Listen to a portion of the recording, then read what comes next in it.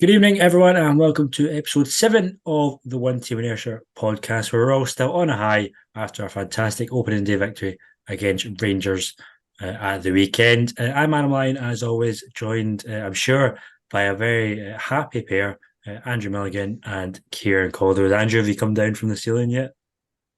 I don't know, not quite probably. I mean, obviously that was Saturday night. It's now, as we're recording this, Tuesday evening, but I think we're all still feeling the highs from it. Still watching plenty of videos back, whether it be the goals, whether it be fan reactions, whatever it may be, because Saturday was some high, a high we weren't expecting, but certainly one we won't complain about and one that we'll take into hopefully Sunday and hopefully be able to build on it because that was an excellent result on Saturday. Absolutely. Kieran, any Rangers supporting pals in your work that you've been able to wind up? Quite a fair few. I've been warned by them to not push it too far because there's a few more games in the season, so I've been rubbing it in but respectful. I've kept myself kind of leveled slightly, but Um, got carried away a little bit. But yes. Yeah. No, I think we're allowed to. And obviously, we'll dissect the Rangers game fully, and then we'll look ahead to the game against Hearts on Sunday as well up at Tynecastle. So, without further ado, first game of the season proper. Obviously, we're all in the commentary box for it. We're all pretty conservative with our predictions. I think we all sort of set a draw to sort of varying degrees. I think that was probably the best that we also hoped for.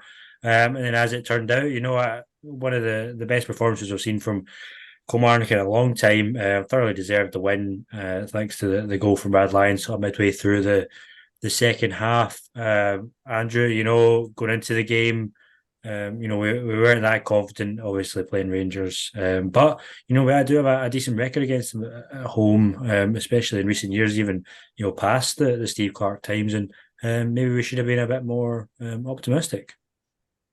Yeah, perhaps in hindsight we should have been because obviously we've seen a lot of stats come out since that game on Saturday showing how good our record's been since they got promoted back to the top division. Um, and even last year when we did lose them, it was a tight game, and one that did just narrowly win in the end. So perhaps we should have been more optimistic than we were. Obviously they've still got a lot of players. We saw that on Saturday, a lot of new attacking players that are still trying to bed in and mix with each other. And it showed on Saturday they've not gelled together well yet because Kamara dealt with them, rather easily in a way, especially defensively. Kamara looks very strong defensively throughout the game and really deserved the win, which I think is the best thing you can say about it. It's not as if, Kamara held on all game and, found a late winner and it felt like a steal away from Rangers. It certainly didn't. It felt like a thoroughly deserved victory. And if Rangers had went on to get a late equaliser, like with fears up in the commentary box, with feared that that was going to come off, thankfully it didn't. If that had happened and Rangers had found an equaliser, I guess we'd been devastated because and it would have felt like a robbery on our part because we certainly did enough to get those 3 points, and I'm glad we were able to hold on there.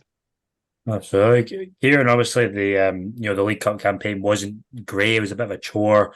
Got through eventually. Obviously weren't seeded and we've got that draw against Celtic to come. But it just seemed like on at the weekend the team just changed and they just stepped up about 5 gears. And we saw a team that we hadn't seen at all in the preseason campaign. Where do you think that sort of came from? What were the sort of main differences? Was it just more energy? Sort of rose to the occasion, and everyone really, really sort of fighting for each other, wasn't it? Part of me thinks it might be the kind of shift in dynamic because, as you mentioned, during that kind of pre-season cup run there in the group stage, we were the superior team in all of the matches that we played. We were the Premiership team. We were the team to beat. Um, got beat on penalties. Don't know if you want to count that as a loss. I'm going to continue to not count it as a loss. But yeah, in my head, I think that kind of underdog spirit is something that's always uplifted Kilmarnock throughout the years, although we've had some decent finishes, we've had some decent players, decent manager, and well, one in particular, decent manager over the last few years. We've never been one of those clubs that always goes toe to toe. It's always a kind of a scrappy, hard fought victory, and we've seen it again there at the weekend. It was like nail biting. It was midfield against midfield, defense against defense. The Rangers attack didn't show up, in fairness, but a lot of that is down to how well Kilmarnock played. But um, the reason I believe that there was such a shift in ability and performance and just kind of team morale was because of like the difference. Like we wanted to go and beat Rangers. We wanted to go prove a point. There's a lot of probably like preconceived notions that Celtic and Rangers are going to walk absolutely anyone that they come up against. First game of the season at home, you want to prove everyone wrong, and that's what we've seen.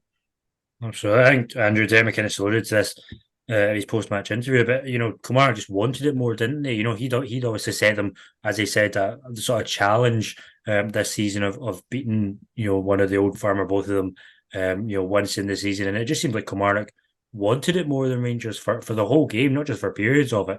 Kamara were on the front foot, the team in the ascendancy for much of it. They always looked hungry. There wasn't any periods where Kamara necessarily fell out of the game. Yes, they sort of sat back for times and defended when they had to, but there was never any period where we were being completely overrun, completely dominated. It always seemed like we carried that threat. So I think it was just that. It was that sort of that target that the manager had obviously set for them that made them hungry to go and get that win. Yeah, I think that certainly did play its part. Kumar did look the hungrier side, the side that wanted that victory more, and obviously that paid dividends in the end by getting those 3 points. I think Rangers, as you said, really went up for it when you compare it to that Kilmarnock effort and determination throughout the full 90 minutes. The players were right up for it from the start of the game right to the end. There wasn't a minute where Kilmarnock fell out the game. Of course, there was moments where Kilmarnock had to soak up pressure, but as you said, it was never for too long of a period. Kilmarnock always carried that threat in the counter attack, as you touched on there. Even when they picked the right moments to press, put that Rangers defence under pressure, put the Rangers midfield under pressure. Going in for a lot of 50-50 challenges in midfield with players like Watson and McGuinness and Brad Lyons as well, who had a superb game as well as captain. You know, really just testing that Rangers midfield as well. So overall, throughout the part, the best part was you couldn't say at the end of the game that MD had not put in 100%, hadn't put in a below average performance. Everyone was, you know, probably one of the best performances we've seen from every single one of them out in the pitch, to be honest. I can't remember the last time I've had as good a performance by a Kilmarnock team in years. I can't remember a performance like it. It was incredible. And fought from the first minute to the absolute last. I think, as you say, that absolutely did help. A lot of the game did come down to mentality. Kilmarnock just wanted it more, and that was quite clear throughout the game. Yeah, it really was sort of nines and tens across the board, wasn't it? From everyone, and as you say, no one really, was below par. Everyone was perhaps, as you say, put in one of their best performances. And Kelly Sharp, the subs came off the bench; they did their job as well. But we'll focus on one player in particular, and it's who we sort of all picked as our man of the match, Kieran on the weekend. Brad Lyons, obviously, captain the team again in the absence of Kyle Vassell, someone who, as we said in commentary, believed they were going to be out of the club. At the end of the season, signed a new deal to the surprise of everyone. But even still, we thought that he wasn't really going to play a part. He's captained the team through much of the pre-season games. He captained us again the weekend and scored that vital goal. He's just like he's like the star man now, isn't he? He's like a man completely reborn and completely unrecognizable to what he was last season. Yeah, it's one of those things, it's so remarkable because it just came out of nowhere from a guy that just couldn't get a look in the past year and a bit that he's been here to now starting every game because we had a kind of a worry that he was getting picked as captain because the only reason was because we were in Northern Ireland. He's Northern Irish. Let's make him captain. We thought it was some kind of little trivial thing to kind of give him a nice wee home feel. But then no, Derek McInnes has stuck to it because clearly there's something going on behind the scenes where he's seen something in him, whether it's in training, whether it's just in conversation. But Derek McInnes knows Brad Lyons has something more to offer. I don't know when this epiphany happened, but it's happened. It's happened well, and now we've got like outside of the kind of the top half teams. I'd say we've got one of the best holding kind of like box to box midfielders in the league from what we've seen of him in the pre-season. And that first game there, obviously it's early doors yet, and a lot can happen over a season. Injuries can take part, just kind of dips in morale, mentality, performances. But if he keeps going on this tangent, it's going to be hard for Kilmarnock to keep a hold of him. Absolutely, and as you say, not the only player that put in a sort of 10 out of 10 performance. The whole defence was was fantastic. Will Dennis, even, I mean, he was getting praise, online from fans, non-Kelly fans, which is not what we would have expected given how he performed in the preseason games. But there you go. Everyone sort of stepped up to the plate. Obviously on the pitch, Andrew, everything was fantastic. But off the pitch as well. I mean, the atmosphere around the ground, and obviously about 5,000 Kelly fans there, about four and about 1,000 Rangers fans. But I mean, we've not seen atmosphere at Rugby Park like that, for years. And I'm even including the Arbroath game, the final day of the championship season. I think the weekend's game there was a better atmosphere than that game ever was. Just for the whole sustained 90 minutes plus, the fans were right behind the team, and especially when we scored the goal, they really pushed the team over the line, didn't they? Yeah, absolutely. There's a real buzz about the place. I think you're completely right. I think there was even a better atmosphere than there was in that Arbroath game, which obviously there's no doubt there was less numbers of Kumar persuasion at the game on Saturday than there was in that Arbroath game, but it certainly didn't sound like it at times. There was, the fans were right up for it. I think what helped was the players were right up from minute one. They saw, I mean, I think within the opening 30 seconds, something, Danny Armstrong had a shot that went past the post. There's just that automatic fast start that really got the fans lifted right from the beginning and just carried them right through the whole game. And obviously, we spoke about at times how important as soon as we went 1-0 up, just the fans would have to be to spur the team on, and they certainly did that. It was an incredible atmosphere and throughout the game, especially once that Brad Lyons goal went in, and from there on to the full time scenes and the players. You saw how much it meant to them at the end. Some of the players who've only been here for weeks and not even months yet, how much it meant to them to get that opening day victory. They'll know how much it is, even if they're joining the league for the first time. They'll know getting a victory against Rangers on opening day of the season, how big that is. And it's just about carrying that on now. And that's, good to see, because we will have, obviously there's some fans that are, put off by going to games against Rangers and Celtic. But if they see a result like that and they watch it home in the telly, they'll be, more likely to maybe come to the next home game. Also, maybe not the cup one because it's against Celtic, but maybe, the first home league game, they'll be maybe more enticed to come along. And the more fans we can get along to Rugby Park on a weekly basis, the better it is for the team, because there's the away attendance is already superb as it always has been, but the home attendance, if we can continue to boost that week in week out, then there's no doubt it will help the fans, the players.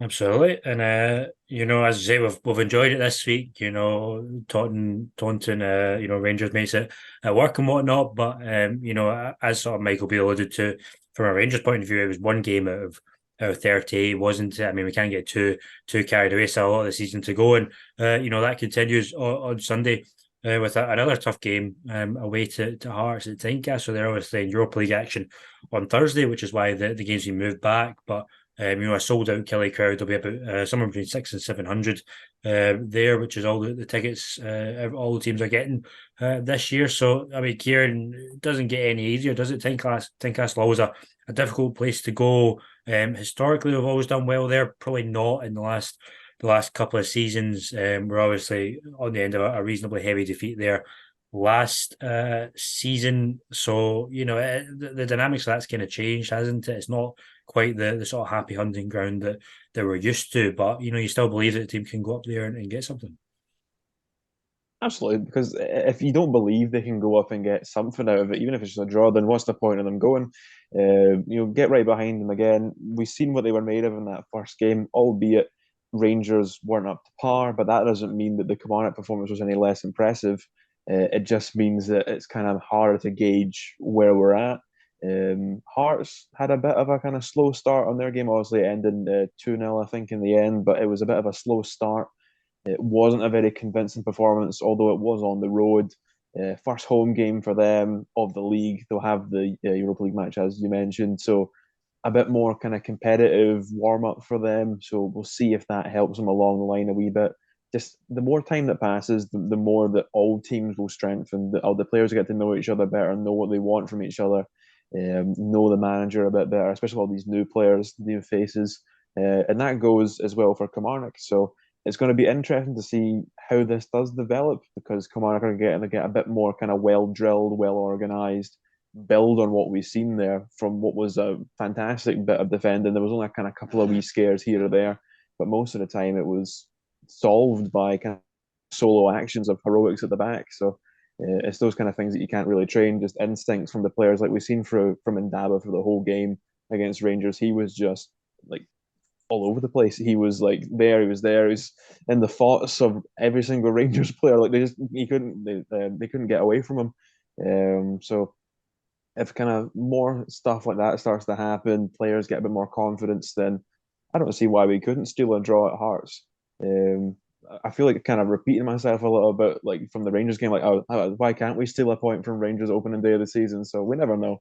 But as long as we don't get too ahead of ourselves, we're not world beaters just yet. We bet a kind of sloppy Rangers side, so we'll need to see keep ourselves level and see how Sunday goes. Yeah, absolutely. But it's all about sort of replicating that performance as much as possible, isn't it? And then seeing where we get. Andrew, obviously, the away campaign last season was difficult, and there was a lot of hard away days, to say the least. The real sort of downer of last season, although we obviously survived on the last day and without having to go into a playoff, the scars of that away campaign still will probably be with Kilmarnock fans for quite a while. Do you think that'll still be in the back of the players' minds when they go to Tynecastle on Sunday? They've still got to sort of start putting these performances away from home. And, if we put in another performance like we saw for a lot of the year last year, will the fans start to say, is this what we can expect this year again? Is this sort of curse still continuing? I would hope not, but then again, you just never know. I mean, obviously, it's not an easy away game of the season going to Tynecastle, despite our decent success over the last decade or so. But I think it is a really tricky one. A lot of it is down to mentality as well. So we've got to make sure it doesn't become a thing where you're opening two away games or you're opening three away games, because then that conversation is just going to come back around again, isn't it? Where here we go again, same as last season. So it is important we have to try and kill that theory off, and that record off as quickly as possible. And obviously, first away game of the season, no better time to do it. Even if it won't necessarily be easy to do so. But even picking up a point in the road, it'd be a positive sign. There's no doubt last season was horrific. Picking up almost all of our points at home. So we've got to make sure that changes. And start with that on the Sunday. But you'd hope it wouldn't have carried over from last season in terms of mentality. Obviously, we've had a big turnaround in players. A lot of the players that were there last season have left, and a lot more have come in. So hopefully, and obviously we've had the League Cup campaign where we've got, two wins, away from home against Dunfermline and Albion Rovers. Albeit we didn't struggle too badly winning away in the cup last season. It did come down to the league, but hopefully it doesn't carry on from last season, and we're able to just eradicate that as quickly as possible by hopefully picking up a point or even three on Sunday, and then moving forward into the next away games and just picking up more points to hopefully just kill this narrative of not us winning away. Yeah, absolutely. And in terms of personnel, then Kieran, obviously you'd be expecting Dermot to stick with relatively the same team. The only ones that you could probably change in and out is if Joe Wright maybe comes back, but then again he's probably not going to go straight into the team. But that seems like a bit more of a longer term injury than perhaps was originally thought. Rory McKenzie obviously came on Saturday after not having played in pre-season. Kyle Vassell obviously came on as well. Didn't really, with the kind of film commentary, didn't really get going. He still looked a bit sluggish and it still looked like he was carrying something. So, if any of those guys are fit, would you put them in for Sunday, or would you just keep the same team that started against Rangers, because that's where we got the success from.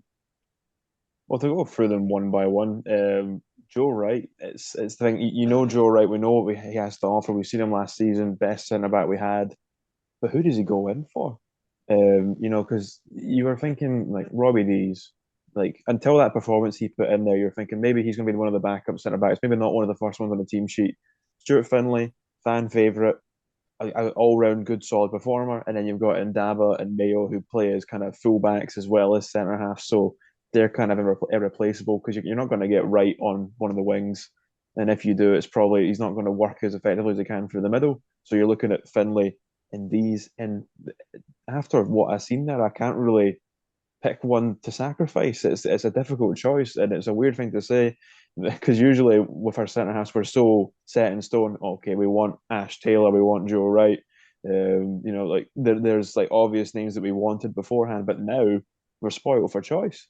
As for Rory McKenzie, I don't see where he would slot in if fully fit. The only player that would be an obvious in and out for me would be Kyle Vassell. But even then, Watkins, he's earned his shot up there. He might not have scored, he might not have assisted, but he ran his heart out. He was tracking all the way back. We've seen it. I think he lost possession himself, and he ran after can't remember who it was, but he ran like all the way through the pitch just to catch up, steal the ball back, and then go up the other end with it. So, got to reward that kind of mentality, that kind of energy with another shot. So, especially with Kyle Vassell not quite there yet, because we rushed him out in the Dunfermline game, and then he wasn't quite right. He wasn't up to scratch again, and then we put him out against Rangers. We've seen again that he was moving bits around slightly. He was kind of pressing, but he couldn't do too much. He was still quite obviously holding on to like a part of the injury that he had, so not quite the usual machine that we're used to. So probably Kyle Vassell would be the kind of obvious one I would say, but Watkins deserves a wee chance, I would say. Yeah, but as you say, probably better to wait and get these players fully fit before throwing them into the deep end, just in case they pick up another injury, another recurring issue. So yeah, as we say, game on Sunday, sold out Kelly crowd going up. It's prediction time. Andrew, we'll start with you. Well, hopefully nobody's taken notes of what I predicted last week, so I'm going to predict the exact same thing again. I'm going to go 1-1 on Sunday. I can, and this time I'm more hopeful. I'm more hopeful about this 1-1 than I was going into Saturday's game. So maybe perhaps that could work out in our favour. You never know. I wouldn't doubt us to go and get a victory either, but also wouldn't doubt a good Hearts performance turn up as well. So it is a really difficult one to predict, but I'll go with 1-1. Do you have a score? I'll go with, oh gosh, Matty Kennedy to score for us. I'll say. Good shout, Kieran. At the risk of sounding boring, I think I'm going to agree with a 1-1.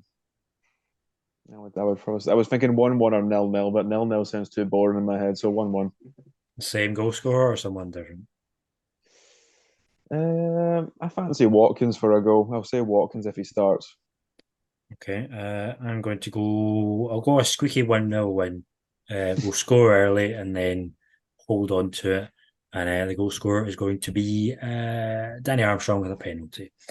I think he needs it because I don't. I think he was. I think he was a bit quiet on Saturday compared to some of the other players. So I think he needs a wee kickstart to get the league campaign going. So we'll go with Danny Armstrong. But as we say, that'll do us for episode 7 of the podcast. Thanks to Kieran and Andrew for joining me as always. And make sure you look out for the video from the Hearts game on Sunday. And then we'll be back in the midweek to chat through everything that happened at Tynecastle and look ahead to another game that's not particularly easy at our home cup game against Celtic. So without further ado, thanks everyone for listening and watching, and we'll be back next time. Bye-bye.